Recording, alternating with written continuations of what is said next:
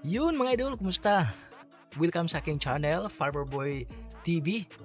At ang pag-uusapan natin ngayon ay tungkol sa movie recap tutorial.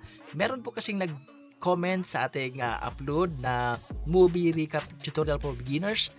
Ito po si Idol ah, Kiara Sini Recap. Ayon po sa kanya, Idol, turo mo na din paano ginagawa ang boses yung gamit mo ngayon na parang realistic at hindi parang robot. Yan yung ating tutugunan, yung kanyang katanungan mga idol. Pero bagong lahat, kung bago ka pa lang sa aking channel, don't forget to like, comment, or even subscribe. Malaking tulong na po yan sa aking channel at sa aking pamilya mga idol. So, diretso na tayo. Wala na tayong paligoy-ligoy pa mga idol. Una sa lahat ay kailangan po talaga natin ng script. Bago po tayo magsimula sa ating movie recap, siyempre meron na tayong mga selection tulad ng movie na ating pinipili at yung kanyang plot or kanyang script na ginawa. Dito po mga idol, meron na po akong ginawa na script para dito. Ito po yung aking next project na ginawa or gagawin pa mga idol. Pero inuuna ko muna itong tanong ni Idol Kiara Sini-Recap. Based sa aking pagre-recap mga idol, ang ginagawa ko, syempre, ini-edit ko muna yung script. So, ino-organize ko siya into paragraph. By paragraph siya mga idol. Dahil yung ating gagamitin na apps, na application na AI generator, voice generator, ay may limit siya. Ang ginagawa ko, by paragraph ko siyang i-generate. Ayan. Halimbawa, ito mga idol. Ito yung sinasabi ko. Ito ay medyo may mga spacing. So, ang ginagawa ko is tanggalin ko yung space at binubuo ko siya by paragraph para hindi na mahirapan yung AI voice generator.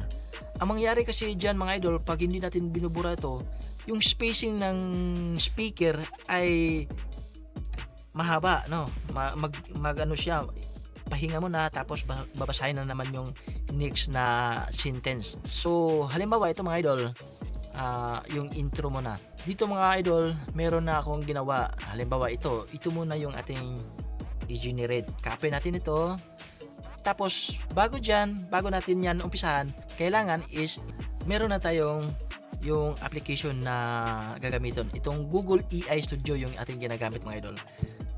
Search natin ito, tapos click natin itong Google AI Studio, yung Build and Skill with Gemini. So, ayan. So, para maka-generate tayo dito ng voice or script, kailangan nating mag-login. I-register natin yung ating email address.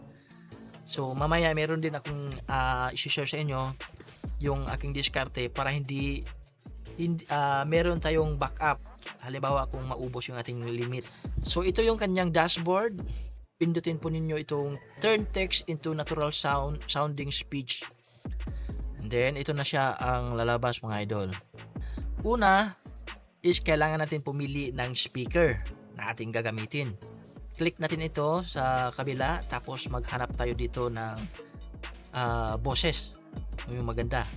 Ito is higher pitch. Medyo mataas yung kanyang pitch niya. Meron ding lower middle pitch, meron babae, lalaki. Ito is combined, lower and middle. Ang madalas kong ginagamit ito mga idol, itong si Aljiba at saka si Insaledius. Ito mga idol, halimbawa ito si Aljiba. Ready to make something amazing? Halimbawa ito. So pindutin nyo to, meron lalabas yan, current. So balik tayo dito, pindutin nyo itong naka-blur. Tapos ito na siya, speaker natin is si Aljiba. Itong scene is optional ito mga idol. Pwede ninyong lagyan or pwede ninyong hindi. Dito lang ako sa sample context. Halimbawa, lagyan ko lang ito ng calm and loud storytelling. Or pwedeng cinematic storytelling, ganyan, or dark storytelling. Kung horror siya mga idol, pwede ninyong itanong sa ChatGPT kung ano ang nababagay na mood ng story. Halimbawa, meron action, horror, yung psychological, yung ganyan, yung medyo funny or comedy. So ito na siya mga idol, i-copy, i-paste lang natin itong na-copy natin sa ating script. Ayan. Tanggalin natin itong mga space. Ayan. Sa baba mga idol, meron na siyang itong run. Nakita po ninyo yung run. Pindutin lang natin ito. Tapos antayin lang natin na Sa lungsod ng Boston, may isang maliit na lugar na kilala bilang Charlestown. Sa unang tingin, isa lamang itong ordinaryong komunidad na puno ng mga simpleng pamilya at mga taong nagsisikap mabuhay. okay. Yun na. Yun lang.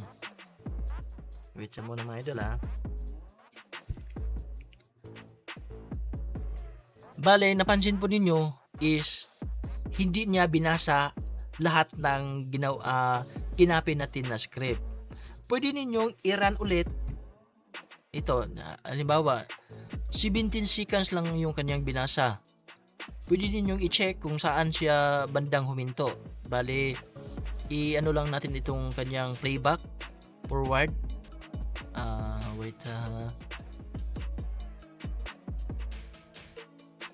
Mabuhay. Dito lang siya taman mga idol, oh. Dito lang siya dalawang sentence lang siya bumasa. So, pwede nating i-run ulit tapos Sa ayan, lungsod antayin lang ng natin. Boston, may isang maliit na lugar na kilala bilang Charlestown. Sa unang tingin, isa lamang itong ordinaryong komunidad na puno ng mga simpleng pamilya at mga taong nagsisikap mabuhay. Ngunit sa likod ng tahimik nitong imahe ay may madilim na reputasyon. Sa loob ng maraming dekada, kilala ang lugar bilang tahanan ng ilan sa pinakamagagaling at pinakamatitinding bank robbers sa buong Amerika. Maraming kabataang lumaki rito ang walang ibang nakitang kinabukasan kundi ang sumunod sa yapak ng kanilang mga magulang. Ang krimen ay tila naging bahagi na ng kanilang pamumuhay. Okay. Tapos na siya, binasa niya lahat. So, may mag-appear siya dito mga idol, download, like, dislike, or itong link upload. Itong link upload, may bayad na siya mga idol. So, dito lang siya, download. Ayan, download na natin. Tapos, naka-save, automatic save na siya. So, para magtuloy-tuloy tayo, next paragraph na naman tayo. So, ganun lang mga idol, uulit-ulitin lang natin ito. So, ito yung sinasabi ko kanina sa inyo mga idol na meron akong share sa inyo na kunting tips. Halimbawa mga idol, nasa kalagitnaan na kayo ng script tapos naubos ang inyong credit limit.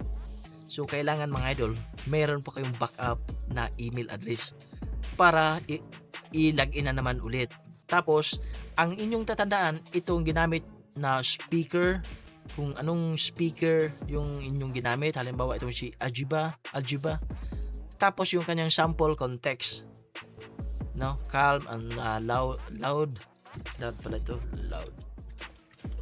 loud storytelling. Tapos i-run nyo lang tapos para matapos ang inyong project. So kinaumagahan, iba na naman. So yun lang yung aking ginagamit mga idol. Kailangan lang natin tandaan na meron po kayong backup na email address para mag-continue po ang inyong project. So, yun lang yung aking ginagamit na pamamaraan sa aking paggawa ng movie recap mga idol. At yan mga idol, yan lang yung ating pinag-uusapan, yung kanyang tanong, yung kanyang sinabi na paano daw ginagawa ang buses na parang realistic at hindi buses ng robot. So, ganyan lang mga idol. Kiara Cine Recap, yun yung aking ginagamit. Ito nga pala si Idol Kiara Cine Recap is medyo mataas na yung kanyang subscriber, yung kanyang followers. So, sa aking recap channel is mababa pa. Nasa 300 pa. Kasi nag-uumpisa pa tayo. At syempre mga idol, dahil nag-uumpisa pa tayo, nanonood din tayo ng mga yung expert na, yung mataas na mga subscriber para matuto po tayo sa kanilang mga diskarte. At kung meron ka bang suggestion dyan or comment, kung meron kang gustong ibahagi para naman matuto ako, tinatanggap po yan mga idol. I-comment lang po ninyo sa ating comment section. Gusto ko po yan na makita at gusto kong matutunan yung diskarte. Kung meron po kayong nalaman na mga application na ginagamit na free at maganda rin, gusto ko rin yang masubukan mga idol. Pero iba po talaga yung original nating boses, yung ating the way tayo magbasa ng storytelling. Sa ngayon mga idol, gumagamit pa ako ng mga AI voice generator dahil hindi ko pa kaya na magbasa ng storytelling na lalo na kung mahaba, nasa 20 minutes to 25 minutes, medyo mahaba na yan na recap mga idol. Tapos depende rin yan sa nature ng ating environment. Halimbawa, maingay ang ating environment, so hindi maganda sa pagre-recap yung may ibang na-capture na record. Halimbawa, yung aso, yung manok, ganyan. So hindi yan maganda mga idol. So yan lang mga idol. Idol Kiara Sine-Recap. Yan lang yung application na aking ginagamit na parang realistic na boses at hindi parang robots. So I hope na nasagot kita mga idol. Idol Kiara Sine-Recap. Maraming salamat sa inyong pag-comment. Dan subscribe na po ako mga idol. At siguro dito na lang nagtatapos yung ating kunting tutorial, kunting tips tungkol sa paggawa ng Movie Recap channel. So ito nga pala si Farmer Boy, lagi nag-iiwan na God bless at ingat. Yung ating recap channel, sana po mag-subscribe po kayo doon at mag-iwan ng comment. Bye-bye!